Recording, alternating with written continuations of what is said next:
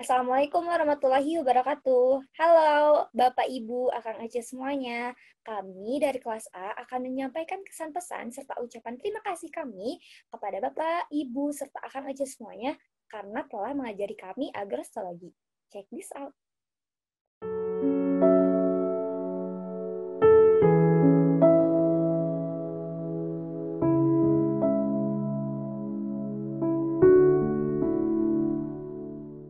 Kami selaku kelas A mengucapkan terima kasih kepada Bapak Heriawan Kemal yang telah menjadi dosen pengampu agrostologi kami selama 1 semester.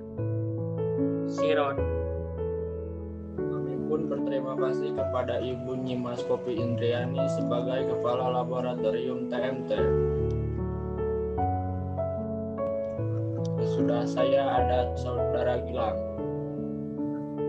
Dan kami pun berterima kasih kepada Ibu Dr. Insinyur Lin Susilawati, SPT MP. Selanjutnya Haidar. Dan kami juga berterima kasih kepada Bapak Mansur, SPT MT MAGR. Selanjutnya saya lanjutkan ke Dwi. Dan kami berterima kasih kepada Dr. Romi Jamhir Islami, SPT MSI. Selanjutnya Siti. Dan kami pun berterima kasih kepada Bapak Furqan Asalam sebagai PLP Laboratorium TMT yang telah membantu kami dalam praktikum agrostologi. Selanjutnya Rizka. Kami pun berterima kasih kepada C. Syifa Nurjanah, SPT MPT sebagai Asisten Laboratorium TMT. Kami juga mengucapkan terima kasih kepada C. Ipet H, SPT selaku Asisten Laboratorium TMT. Selanjutnya ke Tiara RG. Baik. Dan tak lupa pula kami ucapkan terima kasih kepada Kang Rizky Dwi Putra sebagai Asisten Laboratorium TMT. Selanjutnya Najani. Dan yang terakhir kami ucapkan terima kasih pula kepada Kang Dedi Yusuf sebagai Asisten Laboratorium TMT. Baik, begitulah ucapan terima kasih kami untuk Bapak, Ibu, Akang Aceh sekalian. Dan selanjutnya kami akan meresum materi yang telah Akang Aceh dan Bapak Ibu sampaikan kepada kami. Rina. Setelah belajar mata kuliah agrostologi bersama Bapak dan juga mahasiswa semua, kami mempelajari beberapa materi yang dimulai dengan materi kapasitas lapang dan juga diakhiri dengan materi pengolahan lahan. Jadi selama belajar praktikum agrostologi di semester 3 ini, kita bisa memahami bagaimana tanah yang baik untuk ditanami tanaman pakan, terus dari segi kapasitas lapangnya, kemudian daya kecambahnya, terus perbanyakan tanamannya, serta pembuatan pupuk agar tanah yang akan dijadikan media tanam, tanahnya itu bisa subur. Nah, selanjutnya kepada Awal. Terima kasih. Oke, yang pertama saya akan menjelaskan tentang materi kapasitas lapang. Nah, kapasitas lapang itu merupakan kemampuan tanah untuk meresap, biasanya mencapai 2 atau 3 hari sejak adanya hujan lebat, dan nanti si airnya itu akan tertahan dan tertampung. Hal tersebut berlaku untuk penampungan tanah homogen dan tidak terjadi penguapan dari permukaan tanah. Bila tanah dalam keadaan kering, pemberian air ditujukan untuk membasahi tanah sampai mencapai kapasitas lapang. Cukup. Oke. Selanjutnya ada materi yang kedua, yaitu uji benih dengan daya kecambah. Nah, uji benih dengan daya kecambah ini bertujuan untuk mengetahui seberapa banyak benih yang terjamin kemurniannya, serta berapa persen benih yang dibutuhkan untuk tanaman tumbuh. Nah, pada praktikum ini dilakukan 3 perlakuan. Yang pertama itu, benih direndam selama 24 jam, menghasilkan presentasi sebanyak 100%. Yang kedua itu didiamkan saja tanpa direndam, menghasilkan presentasi sebanyak 70%. Yang ketiga itu direndam dengan suhu 60 derajat Celcius dengan presentase 40%. Nah, faktor yang mempengaruhinya itu ada cahaya, media, dan kelembaban.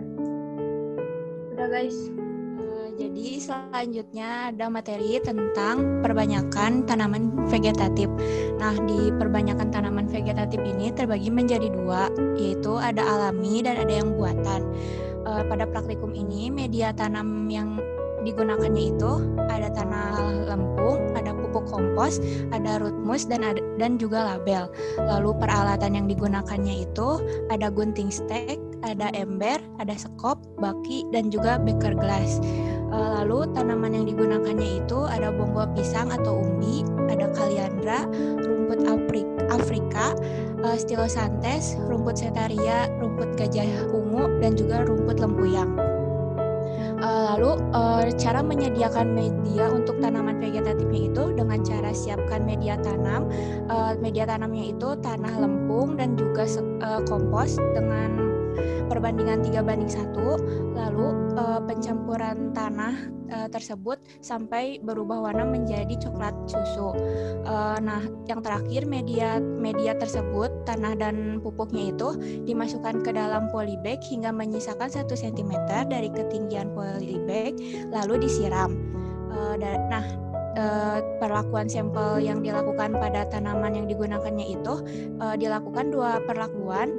Tanaman direndam di larutan rootmus selama 5-10 menit dan juga tanaman tidak direndam. Kenapa sih dilakukannya itu 2 perlakuan? Karena supaya kita melihat lebih baik mana perlakuan yang menggunakan rootmus atau yang tidak menggunakan rootmus. Materi selanjutnya ada pembuatan pupuk komersial. Nah, pupuk itu adalah bahan yang ditambahkan ke dalam tanah untuk menyediakan unsur-unsur esensial bagi pertumbuhan tanaman. Nah, tujuan adanya ini karena ingin mempertahankan dan meningkatkan kesuburan tanah agar produksi tanaman tetap normal atau meningkat. Pupuk dikelompokkan menjadi 2 jenis, yaitu pupuk organik dan pupuk anorganik. Kemudian pupuk juga bisa dibedakan menjadi 2, yaitu pupuk tunggal yang hanya mengandung 1 unsur saja dan pupuk majemuk yang mengandung lebih dari 1 unsur. Udah. Selanjutnya Saudara Rahma Safira.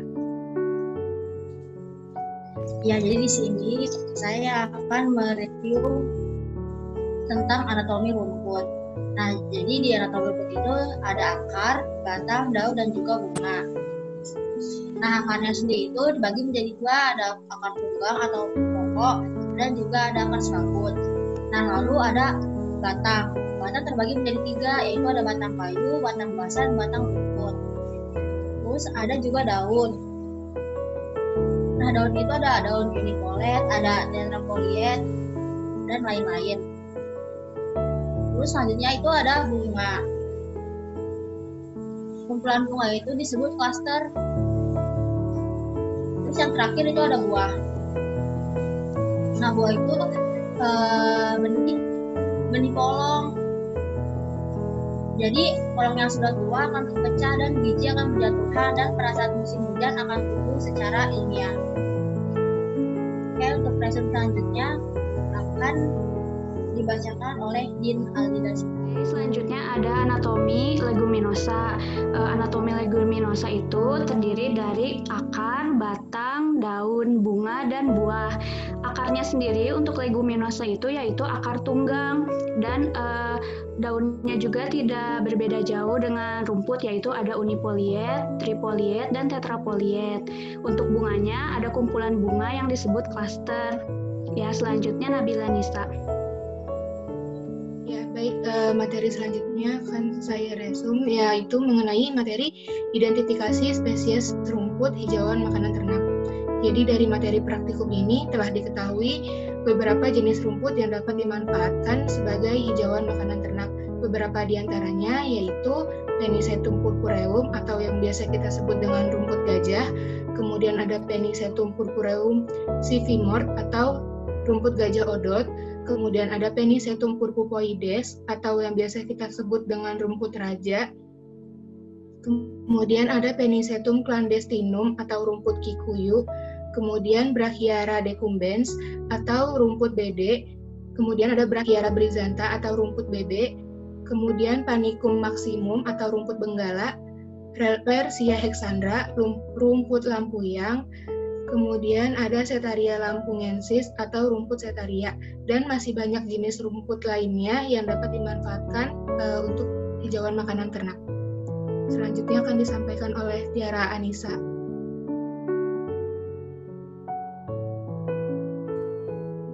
Oke, jadi selanjutnya ada tentang hijauan makanan ternak yang berhubungan dengan leguminosa. Sebelumnya, leguminosa merupakan suatu tumbuhan kacang-kacangan dengan perakaran akar tunggang. Hijauan leguminosa yang dapat digunakan untuk makanan ternak itu diantaranya ada 12, yaitu Lamtoro agung atau Euchanea glauca, Bauhinia atau Bahunia purpurea, Gamal atau Gyrisidea sepium, Kaliandra merah atau nama lainnya Kaliandra calotirus, Kelor atau Moringa oleifera, Jayanti atau Sebania sesban, Indigofera atau Indigofera sp, Stilo atau Stylosantes gracilis, kacang pintoi atau Arachis pintoi, kacang grabata atau Pintoi grabata, Kalopo atau Calopogonium muconoides, Fuju atau Pueraria javanica, dan Centrosena pubescens. Materi selanjutnya akan disampaikan oleh Cemisha, silahkan. Baik, materi selanjutnya ada tentang gulma. Gulma adalah jenis tanaman yang mengganggu pertanian. Gulma juga merupakan tumbuh-tumbuhan yang tumbuh di tempat yang tidak diinginkan, sehingga menimbulkan kerugian pada tanaman yang ditanam. Karena gulma ini dapat mengambil unsur hara yang dimiliki oleh tanaman. Tujuan mempelajari tentang gulma ini agar kita bisa mengetahui cara memaksimalkan unsur hara yang berada di lahan agar tidak dimakan oleh gulma. Ada 4 jenis gulma berdasarkan morfologi dan biotaninya. Yang pertama ada gulma rumputan, gulma teki-tekian, gulma daun lebar, dan gulma pakis. Materi selanjutnya yaitu cara mengoperasionalkan traktor. Cara-caranya itu yang pertama, sebelum dinyalakan harus kontrol gigi dulu di netral. Lalu setelah dicek semuanya netral, baru menyalakan starternya. Saat starter, injak koplingnya. Lalu ketika dimasukkan gigi 1, dilepas kopling, traktor tidak akan jalan karena harus memindahkan pinggirnya ke F. Lalu jika ingin secara perlahan memindahkan ke gambar kura-kura atau memindahkan gigi, traktor harus berhenti terlebih dahulu dan pindah ke gigi dengan cepat. Jika ingin pindah ke gigi 2 juga harus berhenti terlebih dahulu baru digas perlahan. Lalu jika mundur pindah ke gigi R dan kura-kura serta kopling diangkat secara perlahan sambil melihat keadaan sekitar. Yang terakhir, setelah berhenti semuanya dalam keadaan netral dan menginjak rem tangan. Ketika rem tangan diinjak, posisi untuk rem tangannya dikedepankan, dilepas remnya. Jika ingin dibuka lagi, injak rem dan otomatis akan terbuka. Selanjutnya akan dijelaskan oleh Lena. Untuk materi yang terakhir itu ada pengolahan tanah, yang dimana pengolahan tanah merupakan proses pengukuran tanah dengan menggunakan pembajak. Dalam praktikum agrostologi, kita menggunakan traktor sebagai alat pembajakannya. Pengolahan tanah ini sendiri bertujuan untuk memperoleh struktur tanah yang dibutuhkan bagi pertumbuhan benih atau akar. Pada traktor terdapat 3 piringan, dan yang keempat untuk membuat garis yang harus diinjak oleh roda depan dan belakang bagian kanan karena bajakannya ke arah kanan. Baik, sekian pemaparan dan review kami mengenai apa yang telah kami pelajari selama 1 semester ini di agrostologi. Dan rasanya tidak lengkap ya jika kita tidak menyampaikan nih kesan dan pesan kepada Bapak Ibu serta Akang Ece semuanya. Check this out. Kesan saya jujur baru kali ini saya merasa sangat senang dan enjoy ketika praktikum. Terus serunya di praktikum ini kita dituntut untuk selalu siap atas pertanyaan-pertanyaan yang dilayangkan oleh Akang Ece dan Bapak yang dilayangkan secara acak. Terus pesan dari saya tetap menjadi pribadi yang baik dan menyenangkan. Terima kasih atas ilmu dan bimbingannya. Semoga menjadi amal kebaikan bagi Bapak dan Akang Ece semuanya. Langsung aja ya. kesan-pesan dari saya, kesannya mantap, serunya dapet, deg-degannya dapet, ilmunya dapet, pokoknya mantap banget. Pesannya buat Bapak, Ibu, Akang Ece mau mengucapkan terima kasih karena sudah membagi ilmunya serta membagi pengalamannya kepada kami semua. Terima kasih, semoga Bapak, Ibu, Akang dan Ece selalu diberikan kebahagiaan dan kesehatan. Nah, selanjutnya kesan pesan akan disampaikan oleh Nafisah. Ya, dari saya kesan selama belajar agrostologi ini seru tapi ya sedikit tegang gitu ya, karena harus siap kalau misalnya ditanya gitu. Terus sangat bermanfaat ilmu yang telah diberikannya, penyampaiannya, materinya jelas. Terima kasih kepada Akang, Ece, Bapak semuanya yang telah memberikan ilmu, dan pesannya semoga bisa lebih baik lagi ke depannya. Selanjutnya akan disampaikan oleh Anissa Wiguna. Kesannya selama Bapak Ibu Akang Ece semua mengajar di sini, kami merasa senang. Bapak Ibu Akang Ece juga mengajarnya dengan jelas dan mudah dipahami, sehingga banyak ilmu yang telah kami dapat dari Bapak Ibu Akang Ece semuanya. Kami juga sangat sedih karena akhirnya harus berpisah dengan Bapak Ibu Akang Ece semua. Hal yang paling saya tidak lupakan yaitu dari kata-kata Kang Rizky, yaitu kuota. Ku cinta banget orangnya tapi sayang dia ada yang punya. Sekian. Selanjutnya kesan pesan dari saya, praktikum agrostologi menurut saya tuh seru banget, terus bener-bener ngebuat senam jantung tapi 2 jempol banget. Terus pesannya semoga Bapak, Ibu, Akang, Ece, dan pokoknya yang terlibat di dalam praktikum agrostologi diberikan kesehatan, terus selalu semangat, terus bisa nambahin ide kreatif lainnya biar praktikumnya tuh nggak ngebosenin dan ilmunya tetap tersampaikan dengan baik. Terima kasih. Oke, mungkin sekian yang dapat kami sampaikan kepada Bapak, Ibu, dan Akang Ece sekalian. Terakhir dari kami, terima kasih sebanyak-banyaknya, dan apa anak-anak? Benih Saraya.